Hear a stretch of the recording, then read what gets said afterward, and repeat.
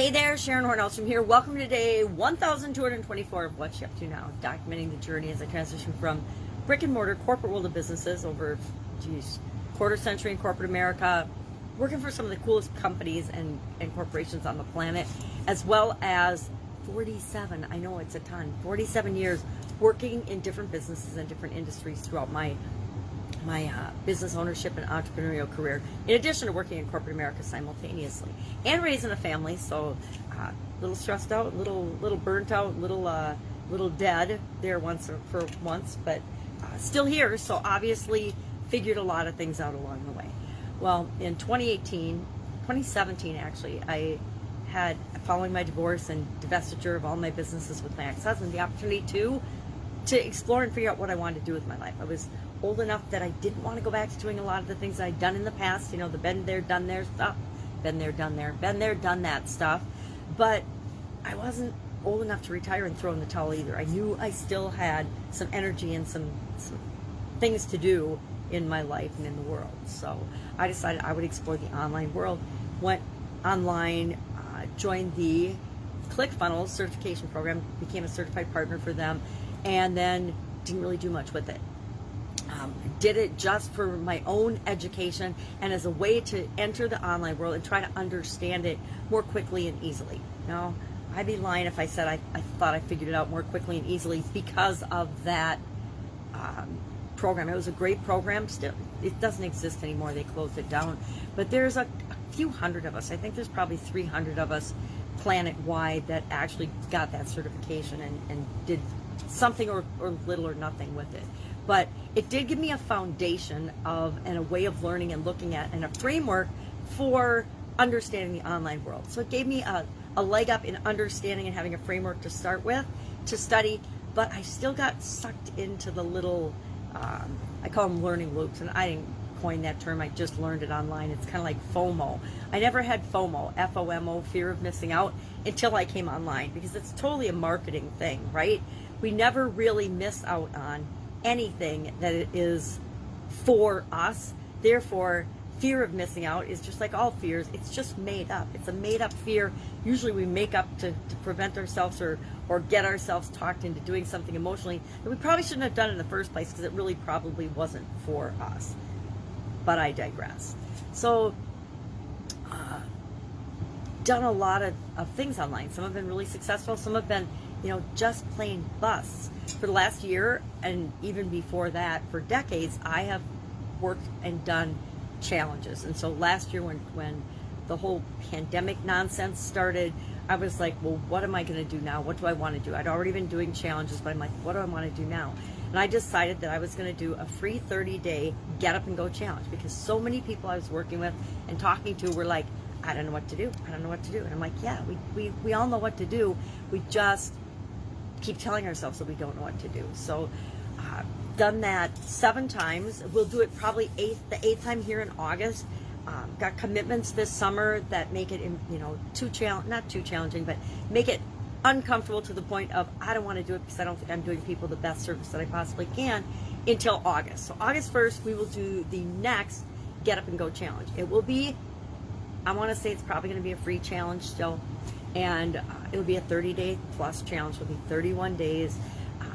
If you are curious what that challenge has been like in the past, we've done it 7 times. We've done it twice this year already, and 5 times in 2020. And every time it's been a little bit different. It's morphed and been a little different every time. But I started to add tools probably the 2nd or 3rd time. I was like, all right, I have all these things that I've learned, these tools and strategies and frameworks and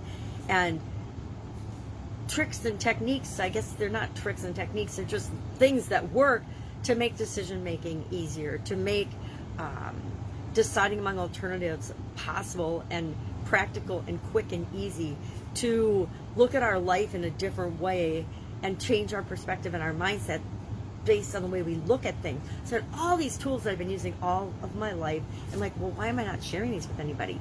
The only way you find this stuff out is if you study and do a whole lot of personal development things, read a bunch of books. I mean, I've read literally thousands of books throughout my life. A little more challenging now with my vision challenges, but I'm in a reading challenge right now with an amazing woman named Avril. She teaches people, and mainly executives and business people, how to get the most out of the time that they spend reading, get the information that they need from different books primarily, but books and resources, that in the quickest, easiest, most efficient way possible, which is right up my alley, right? Especially with vision challenges now, it's definitely up my alley. But I've done, I don't know how many of her challenges, at least 3 or 4, but I'm in another one now that's just read 8 books in 30 days. Well, I've got commitments starting June 15th, big time commitments, so I have to get mine done before the 15th if I want to actually participate and get the challenge done. So I'm on book 3. Book 4 I'll start today. A little bit behind what I want to be for schedule, but I've been hanging out with my family and friends, and my mom's in the hospital, so lots going on there. Lots going on in the personal front. But our idiom, our expression for supersize your business today was to make a fresh start and start things over. And what I really want to remind people of as part of that discussion is that every change, every challenge, every situation we face is an opportunity for a start. It's a new start, a fresh start, a do-over, a mulligan from golf. I forgot about mulligans. I used to use them a lot because I wasn't that good a golfer. Liked golfing, but I couldn't see very well back then, so I always had to have a spotter that would watch where my ball went. Usually my ex-husband, but sometimes other people would do it for me as well. But the whole point is that every day, at any instant, we don't need a new day or a new season or a massive change or event to happen like COVID in our lives in order to change our mind, change our direction, change what we want to change in our life and create the life that we want. We all have the ultimate will, the ultimate capability of starting over and making a fresh start whenever we choose to. And that's a lot of freedom, but it's also a lot of responsibility, because it's very easy to get in our life and just be chugging along down one road only to find out after we're, a decade or 2 down that road that it wasn't really the right road for us, that we'd made the wrong choice at a juncture 5 to 10 years ago. And instead of looking at that as wasted time, wasted energy, wasted relationships, wasted anything, we need to look at it as part of our path, part of our journey, part of our learning experience that was required for us to be able to discern that we needed to make a different choice, to make a different change of direction, to go down a different road. So I actually love the idioms and the expression and all of the sayings and quotes that go along with starting over, a new opportunity, making a fresh start, however you describe that in your life. Our that was Supersize Your Business Challenge.